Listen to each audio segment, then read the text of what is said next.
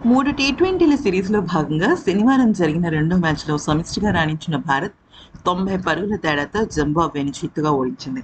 ఈ గెలుపుతో మరో మ్యాచ్ ఈరోజు మిగిలి ఉన్నప్పటికీ టీమిండియా 2-0తో సిరీస్ కైవసం చేసుకుంది. అయితే ఇక మ్యాచ్ పూర్తయిన అనంతరం జింబాబ్వే జట్టు కెప్టెన్ అయిన సికందర్ రజా తమ ఓటమి ఎలా వచ్చింది అనే విషయాన్ని చెప్పుకొచ్చాడు. ముఖ్యంగా తను చేసిన తప్పు, ఇషాన్ కిషన్ ఒక ప్రతిభ ఇవన్నీ కూడా చెప్పుకుంటూ తను ఎక్కడ ఎంత పెద్ద తప్పు చేశాడో చెప్పాడు. ఇక విషయంలోకొస్తే తనసలు ఏమన్నాడంటే, "మా బౌలర్లు బాగానే బౌలింగ్ చేశారు. కానీ భారత బ్యాటర్లు అద్భుతంగా ఆడారు. వారాడిన కొన్ని షాట్స్ నిజంగా అమోఘమనే చెప్పాలి. ఈరోజు వారు చూపించిన నైపుణ్యం నిజంగా ప్రశంసనీయం."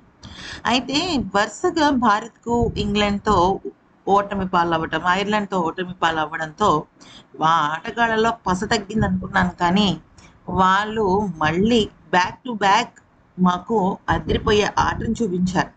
మేము ఇంకాస్త మెరుగ్గా ఫీల్డింగ్ చేసుండుంటే బాగుండేది. ఫీల్డింగ్ మెరుగ్గా చేసి బౌలర్లకు అండగా నిలిచి ఉండుంటే వారు ప్రత్యర్థి పైన అదనపు ఒత్తిడి తీసుకొచ్చుండేవారు. కానీ ఈ గెలుపు క్రెడిట్ పూర్తిగా భారత బ్యాటర్లదే. ముఖ్యంగా ఇషాన్ కిషన్ చాలా అంటే చాలా అద్భుతమైన షాట్స్‌తో అదరగొట్టేశాడు. నిజం చెప్పాలి అంటే కరెక్ట్‌గా ఈ సీరీస్‌కి ముందు భారత జట్టుకి మేము సవాల్ విసిరాం.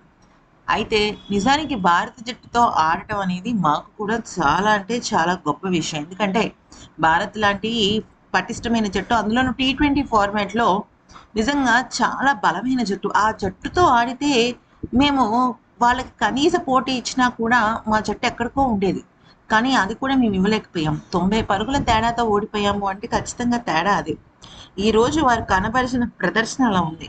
ముఖ్యంగా నిలకడగా బ్యాటింగ్ చేశాడు Ishan Kishan. Wow! What a game అనిపించింది. ఇషాన్ కిషన్‌తో పాటు తిలక్ వర్మ కూడా వాళ్ళ బ్యాటింగ్ నైపుణ్యం చూపించారు. వాళ్ళ నుంచి మేము ఎంతో నేర్చుకోవాలి. మెరుగుపడడానికి సహాయపడుతుంది. అయితే వైభవ్ సూర్యవంశీని మేము తక్కువ అంచనా వేశాం. అలాగే భారత జట్టు ఆటగాళ్లలో అభిషేక్ శర్మ మినహాయించి మేము ఎవ్వరి విషయంలోనూ పెద్దగా ప్రణాళికలు సిద్ధం చేయలేదు.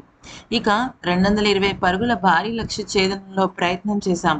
ఓపెనర్లు ఆరంభాన్ని మాకు సంబంధించి బానే ఇచ్చారు.